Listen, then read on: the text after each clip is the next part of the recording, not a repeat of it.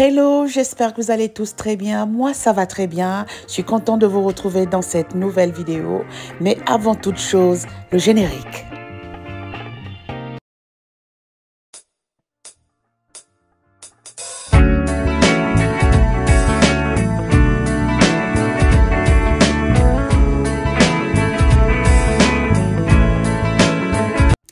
Et voilà, nous commençons direct dans cette vidéo par vous présenter les ingrédients pour cette nouvelle recette. C'est une tuerie. Alors, je vous ai présenté l'oignon découpé en dés avec l'ail. Là, c'est le bouillon de poulet, tomate qu'il y a dans la petite assiette. Là, c'est du poivre noir. Et là, c'est du beurre non salé. C'est un stick de beurre non salé. Et là, c'est des champignons que j'ai découpés au préalable. Là, c'est du poulet découpé en petits morceaux que j'ai déjà assaisonné avec du bouillon de poulet et tomates, avec du poivre, un peu d'ail aussi. Et là, c'est des épinards. Et après les épinards, vous voyez, c'est de la crème fraîche que j'ai achetée à Sam's. Une crème fraîche qui sert un peu à tout. Hein. Vous pouvez faire des gâteaux avec, vous pouvez faire préparer votre repas, du poulet avec, du filet de poisson avec. C'est vraiment très très très bon. Et c'est beaucoup plus moins cher là-bas qu'ailleurs. Donc je vous conseille de tester si vous ne l'avez pas encore essayé. Essayez-la. C'est vraiment une très bonne chose. Alors comme ça, nous allons commencer dans notre vidéo. Je viens de mettre une marmite au feu. Vraiment, c'est, comme je dis toujours, une vidéo rapide. Très, très rapide. Ça va vite, pas de temps à perdre. Et donc là, comme je vous le montrais, c'est le bouillon de poulet avec de la tomate. C'est ce qu'il y a là. Un mélange de poulet et tomate que j'ai acheté à Walmart. Et je tenais à vous présenter d'où je tenais cet assaisonnement, cette épice. Et là, c'est du beurre que je vous ai montré tout à l'heure, non salé, que je vais utiliser pour la préparation de notre repas, de notre recette. Donc voilà, je mets la moitié du stick du beurre dans le plat. C'est ce que je suis en train de faire. Voilà. Et là, nous passons à l'étape suivante. J'attendais que le beurre fonde un peu pour, voilà, et que ça soit un peu chaud. Pour pouvoir commencer avec l'ail et les oignons. Vraiment, la vidéo, elle est très simple et je vous laisse suivre. Et s'il y a quoi que ce soit, une question que vous voulez poser, avoir une réponse, ne vous gênez pas, posez-moi la question. Je me ferai un plaisir de vous répondre. Là, j'ajoute du poulet dans la marmite. Je mets du poulet dans la marmite pour le saisir. Voilà, moi je n'aime pas les aliments trop cuits. Je sais pas, je sais pas d'où je tiens ça, mais ça c'est moi. Alors là, mon poulet, je le mets au feu, mais à feu vif, parce que je veux pas qu'il y ait beaucoup d'eau après qui ressort du poulet. Donc je le mets à feu vif. Et j'ai rajouté un peu de beurre parce que je trouvais que c'était un peu sec. Et comme vous l'avez constaté, du beurre, là je fais, ça sentait déjà très bon. Ça sentait vraiment bon. Et là, comme vous l'avez constaté, sur l'autre feu, j'ai placé une marmite avec de l'eau pour porter à ébullition parce que j'avais l'intention de mettre les pâtes à l'intérieur. Donc là, dans cette marmite, c'est des pâtes que je m'apprête à préparer aussi parce que cette recette, c'est à manger avec des pâtes. Et donc, j'ai mis de l'eau à ébullition pour les pâtes. Et là, je tournais le poulet pour contrôler la cuisson. Et là, le poulet était déjà prêt. C'est vraiment rapide. Le poulet était déjà prêt. Voilà. Je suis en train d'enlever le poulet pour pouvoir le mettre de côté et apprêter les autres et la suite pour la suite, hein, la suite de la recette, la cuisson.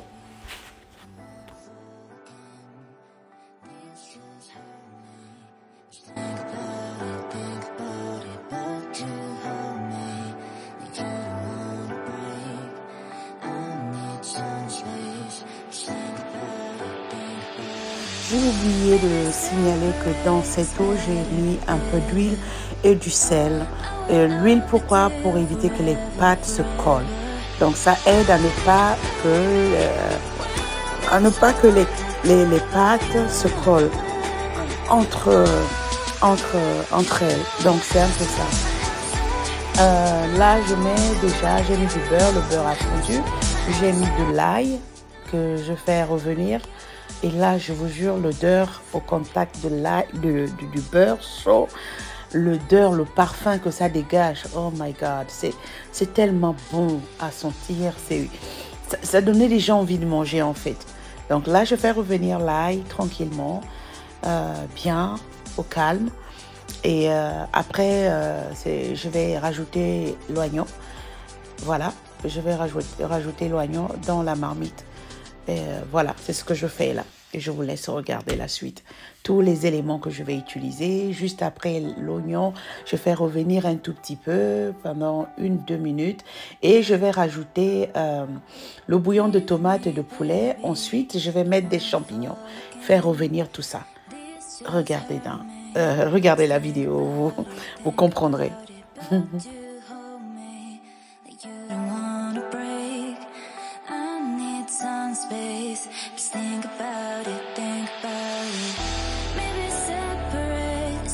Et à cette étape, comme vous l'avez vu, j'ai mis des champignons et le bouillon de poulet et de tomates. J'ai mis du poivre. Donc voilà, j'ai couvert la marmite pour laisser cuire un peu les oignons et les champignons. Et là, je vérifie que les champignons sont enfin prêts pour que je puisse rajouter du poulet. Voilà, c'est ce que je fais. Je remets le poulet dans la marmite pour continuer la cuisson. Voilà. Je l'ai enlevé, pourquoi? Parce que je ne voulais pas qu'il soit trop cuit. Il est cuit, mais pas cuit comme souvent comme on voit. Le poulet trop cuit, ça ne me donne pas envie de manger. Et donc voilà, là je tourne, je mélange un peu le tout. C'est vraiment une préparation accélérée. J'ai dû couper beaucoup de parties pour pouvoir avoir cette partie, la vidéo courte.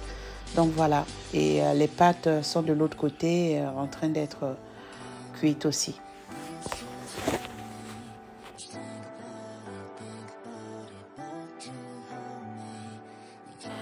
Et là, c'est la partie où vous me voyez rajouter de la crème fraîche dans le poulet.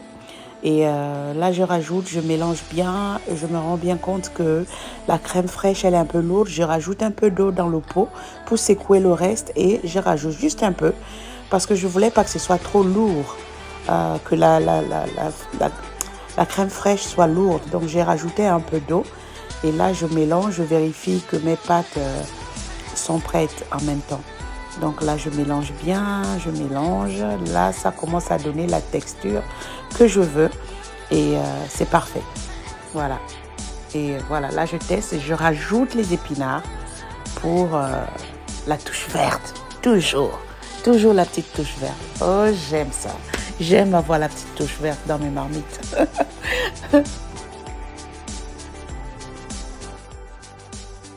Et là, c'est du beurre que je vais utiliser pour assaisonner les pâtes. C'est pas vraiment assaisonner, mais pour donner un bon goût à nos pâtes et tout, j'ai mis du beurre que j'ai fait fondre. Et là, je rajoute finalement les pâtes dans du beurre pour donner du goût. Déjà, les pâtes sont salées au préalable quand je les fais bouillir. Donc, c'est juste du beurre non salé en plus. Donc, je mets tout ça, je mélange juste pour donner du goût. Je n'ai rien mis d'autre. Pas d'oignon, pas d'ail, rien. Juste du beurre et du sel. C'est tout. Parce que déjà, le poulet sera assaisonné. Pas assaisonné comme certains le font, mais juste avec l'essentiel. Oignon, ail, poivre, bouillon de poulet et du beurre, c'est déjà ça. C'est beaucoup. Et c'était très bon. C'était déjà très bon avec ces éléments que j'ai utilisés. C'était déjà très bon.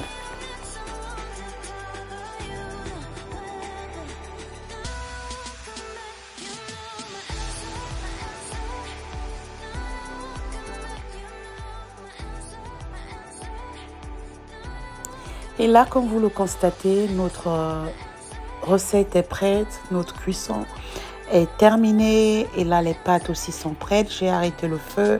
Le poulet aussi est prêt. Je voulais pas que ça soit trop sec parce que je voulais qu'il y ait de la sauce pour pouvoir bien en mettre sur les pâtes. Et on avait aussi du riz pour ceux qui voulaient manger du riz. Donc, je voulais garder assez de sauce, mais c'était vraiment une tuerie. C'était vraiment une tuerie, c'était très bon.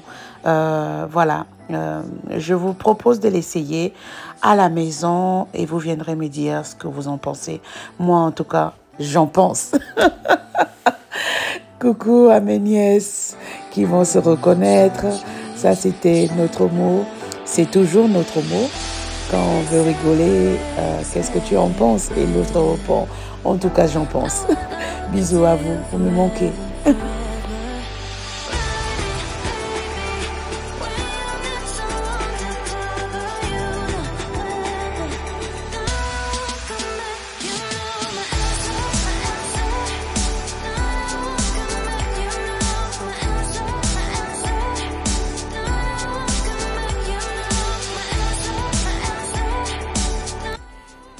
Bonsoir, bonsoir, comment allez-vous? Moi je vais très bien. Désolée, mon visage, je sors du boulot. Ici c'est du genre, tu vas ou tu prends ta douche le matin, tu te lèves et tu es parti. Donc pas de maquillage, rien. Juste comme je suis, au naturel. Alors j'espère que vous allez bien. Moi, je vais très bien par la grâce de Dieu. Je rends gloire à Dieu pour cela, la bonne santé. Vraiment, j'espère que vous allez bien et que vous prenez bien soin de vous. Voilà. Et pour ceux qui sont aux États-Unis, j'espère que vous vous protégez parce que c'est le froid en ce moment et prenez bien soin de vous parce que franchement, le froid, c'est bon le froid. C'est bon le froid, mais quand il est trop, ça peut vous rendre malade, donc prenez soin de vous. Je voulais juste parler d'un sujet très important que peut-être certains n'ont pas encore réalisé, mais qui aujourd'hui, à travers cette vidéo, on peut aider plus d'une personne pour voir clair dans le jeu de l'ennemi, du diable. Je voulais vous dire comme ça que soyez concentrés. Soyez concentrés parce que l'ennemi, quand il veut agir contre vous, il va vous créer quelque chose. Il va créer une distraction qui va vous éloigner, qui va vous empêcher d'être focalisé sur ce qui est important pour vous amener sur un chemin qui va vous occuper l'esprit et que finalement vous ne verrez pas arriver le coup qu'il vous réserve. Oui. Parce qu'il est tellement snob, fourbe, il est tellement honteux, tapis dans l'ombre. C'est là où il est fort, tapis dans l'ombre. Agir sans qu'on ne sache que c'est lui qui est là. Il se cache pour tourmenter les familles. Il se cache pour tourmenter les vies.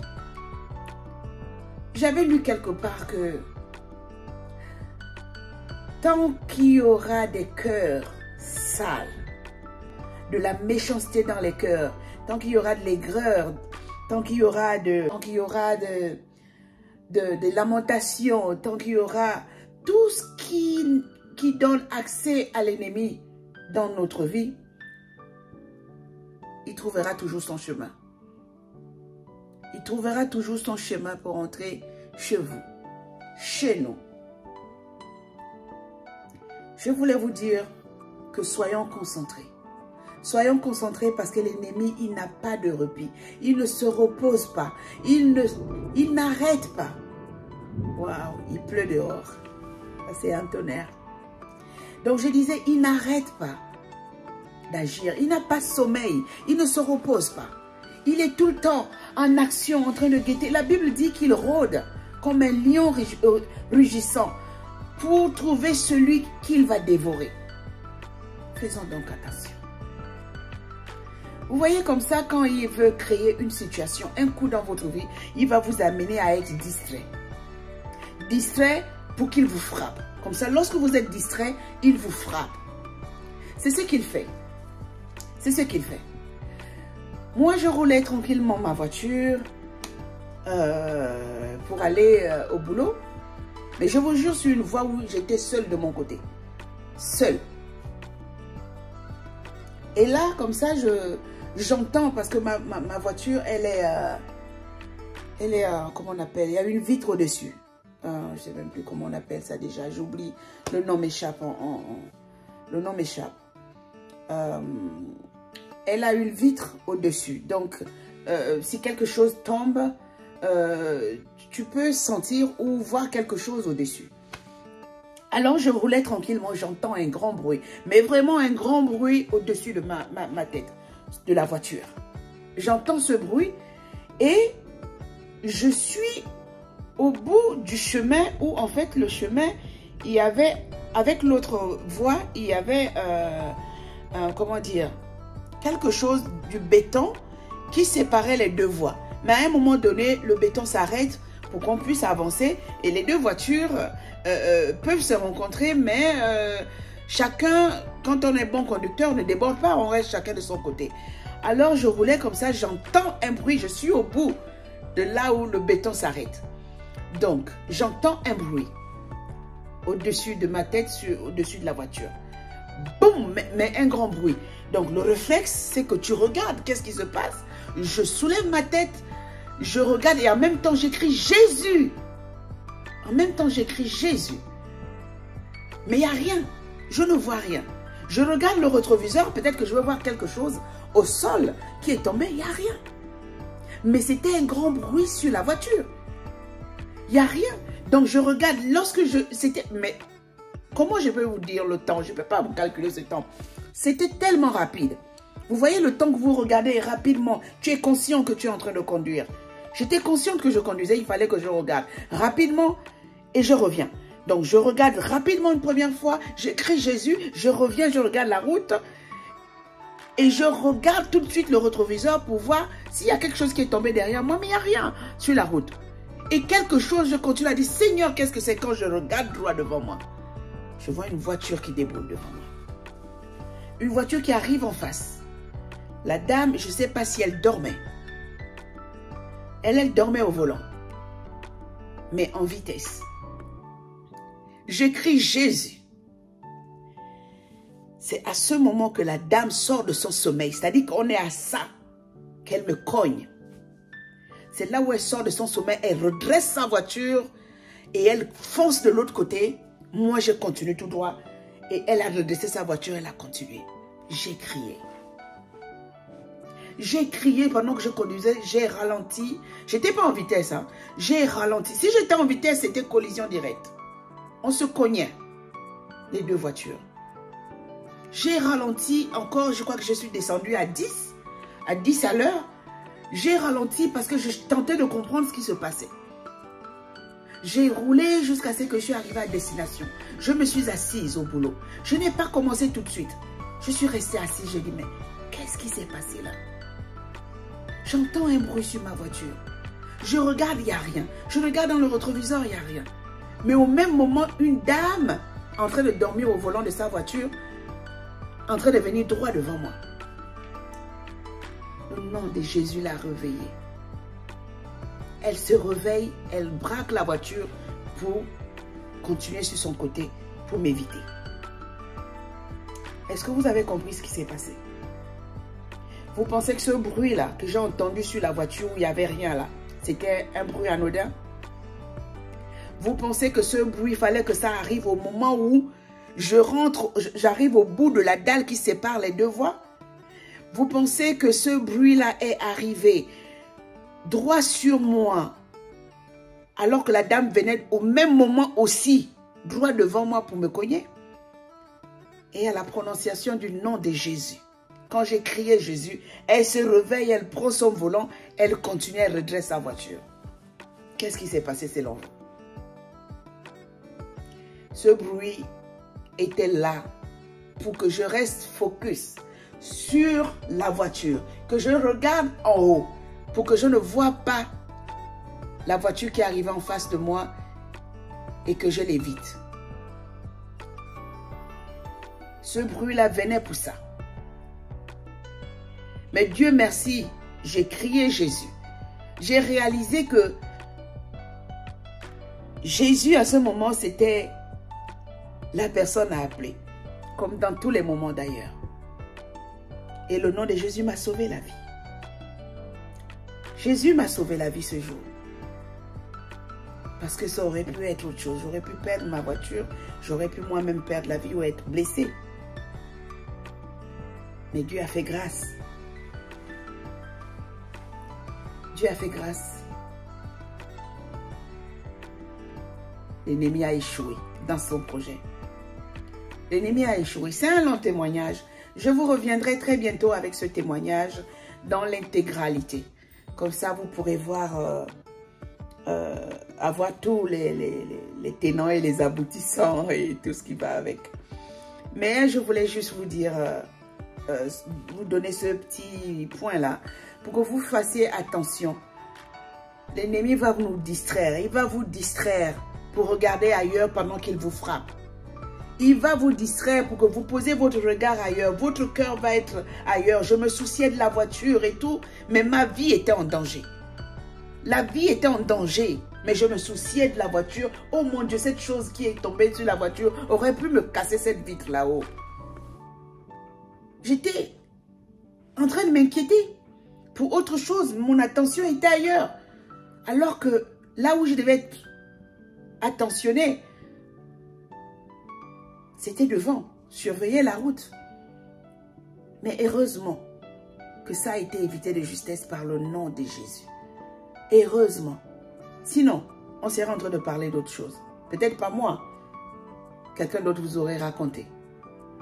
Mais Dieu fait grâce, je rends grâce à Dieu pour cela. C'est un grand témoignage que je vous amènerai d'ici là. Mais par la grâce de Dieu, j'espère que vous avez compris. L'ennemi crée une distraction pour mieux vous frapper. Il vous amène, il prend l'attention ailleurs. Vous occupez d'autres choses pendant qu'il s'attaque à votre famille. Il vous amène à vous occuper de l'argent que nous cherchons. Nous sommes en train d'occuper à regarder autre chose. Il vous frappe un être cher. Il vous vole votre travail. Il vous vole autre chose pendant que vous avez le temps de bien voir les choses arriver. Mais parce que vous êtes occupé ailleurs, vous ne voyez pas le danger se présenter. Et c'est comme ça que l'ennemi agit. Tapis dans l'ombre. Il vous frappe au moment où vous n'y attendez pas. Vous pensez que tout va bien, mais il vous frappe. C'est par la grâce de Dieu et le Saint-Esprit que nous sommes devant, et plutôt vivants. Remercions Dieu. C'est cela que je voulais partager avec vous. Et j'espère que vous avez aimé la recette. Parce que là, c'est après avoir mangé que je vous fais ce témoignage. Mais vraiment, je vous jure que c'était délicieux, délicieux, délicieux. J'ai aimé. C'était super. Merci. Bye. Je vous retrouve dans la prochaine vidéo.